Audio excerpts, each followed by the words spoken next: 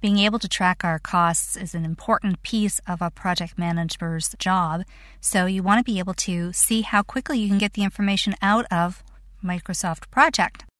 Now, to get an overall view of what your project costs will be, it's very simple. You go up to Project menu, select it, go down to Project Information, and click on the Statistics button.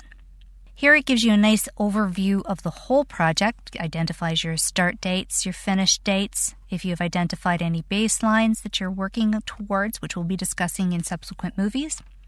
As well, it gives me an overall idea here of what the total cost for this particular project is going to be. Right now I'm looking at just over $8,000 for my project.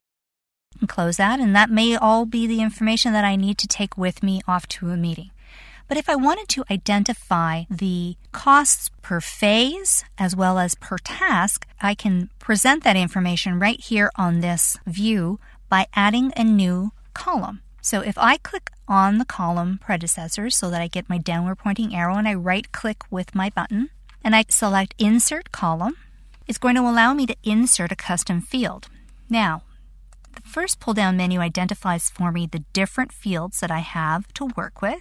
Again, just like in the area where you can look at different views, you can have all kinds of different ways that you can look at different fields. Again, explore them at your leisure to find out which ones are going to give you the information that you need to work with. If I click on the C, it pulls me up to the beginning of the C's, and I'm going to look for cost because that's what I want to see. I select that field as the field I'm going to be working with. I type it in the title, so it's going to be cost again. That's what's going to show up here at the top of my column. I can identify where that is the title going to be aligned, where is my data going to be aligned. It's going to be aligned along the right-hand side of my column, and I say OK. Now you'll see that the cost has now been identified throughout my table.